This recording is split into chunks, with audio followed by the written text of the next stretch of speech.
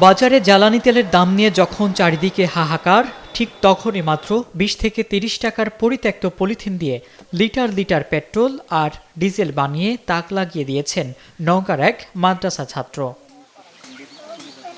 নিজের তৈরি করা এই তেলেই চলছে তার মোটর বাইক, এমনকি জমির সেচ কাজও। অবিশ্বাস্য মনে হলেও এমনই এক অসম্ভবকে সম্ভব করেছেন তরুণ উদ্ভাবক মিনহাজুল ইসলাম আশিক। নওগাঁর মহাদেবপুর উপজেলার খাজুর ইউনিয়নের প্রত্যন্ত গ্রাম হরিরামপুর। এখানে বেড়ে ওঠা আশিকের, যিনি স্থানীয় মাদ্রাসার প্রথম বর্ষের শিক্ষার্থী। ইউটিউব দেখে আর নিজের চেষ্টায় গত ২ বছর ধরে পলিথিন থেকে তেল তৈরির গবেষণা করছিলেন তিনি। সম্প্রতি জ্বালানি সংকটে যখন তেলের দাম হাতের নাগালের বাইরে চলে যায়, তখন জেদ চেপে বসে তার মাথায়, আর সেই জেদ থেকেই আজকের এই অভাবনীয় সাফল্য।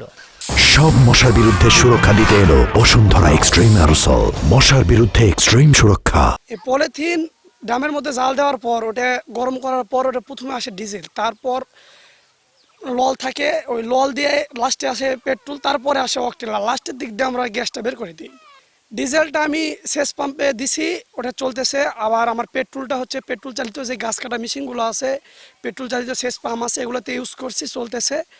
মোটরসাইকেলও চালাইছি আমি, আরও ২-১ জনকে দিছি, ওরাও চালাচ্ছে। কিন্তু এটা আরও যদি রিফাইন করতে পারি, বাংলাদেশ সরকার যদি আমাকে হেল্প করে, আমি আরও এটা উন্নত। আশিকের এই পদ্ধতিটি বেশ সহজ।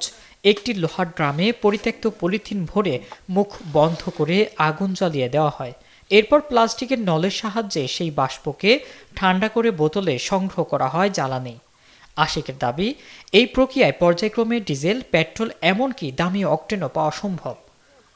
তার এই তেল দিয়ে গ্রামের কৃষকরা অনায়াসে জমিতে শ্যালো মেশিন চালাচ্ছেন। আশিকের এই কৃতিত্ব দেখতে প্রতিদিন ভিড় করছেন শত মানুষ। কেউ অবাক হয়ে দেখছেন, আবার কেউ কেউ পরীক্ষামূলকভাবে তার কাছ থেকে বিনামূল্যে তেল নিয়ে নিজেদের বাইকে বা সেচ পাম্পে ব্যবহার করছেন। স্থানীয়রা বলছেন, যেখানে ১ লিটার তেলের জন্য অনেক টাকা খরচ করতে হয়, সেখানে ২০ আনা পলিথিন দিয়ে তেল পাওয়াটা যেন এক জাদুর মতো। মানে আমি কাছে এলা অজগবি কোনো দেশের নেই, আজ্যেত নেই, তুই এলা কাজকর্ম করছে, মানুষে খারাপ করবে বা নিজের সব মানে কাম কাজ গরু বাছা সব ফেলেতে এলা খেলা না বেড়ানো, এলা কাম ভালো লাগে না, হ্যান ত্যান এলা বলেছি। বলার পর দেখেছি যখন আমাকে প্র্যাকটিক্যাল থেকে বাজারে তেল পাই না, সংকট দেখে আমি এখান থেকে তেল ব্যবহার নিয়ে যায় ধান খেতে মেশিন ব্যবহার করছি, আমাদের উপকার আসছে। কোনোদিন দেখিনি পলিথিন তেল বের করা, এখানে বেড়াবে আসে, আজকে তেলটা দেখলাম, এখানে বাড়াচ্ছে। এই তেল উনে গেলে কৃষি কাজে লাগাচ্ছে, পানি দিচ্ছে, উনি মোটর নিয়ে আসে তেলটা লিয়ে চালাচ্ছে। তবে সফল হলেও আশিকের সামনে এখনও কিছু চ্যালেঞ্জ রয়েছে। সঠিক পরিশোধন যন্ত্র না থাকায় উৎপাদিত তেল এখনও কিছুটা কালচে। আশিক মনে করেন, সরকারি পৃষ্ঠপোষকতা আর উন্নত প্রশিক্ষণ পেলে এই পলিথিন থেকেই বাণিজ্যিকভাবে মানসম্মত তেল উৎপাদন সম্ভব। এতে যেমন দেশের জ্বালানি আমদানি কমবে, তেমনি যত্রতত্র ছড়িয়ে থাকা পলিথিন পুনর্ব্যবহারের ফলে রক্ষা পাবে পরিবেশও।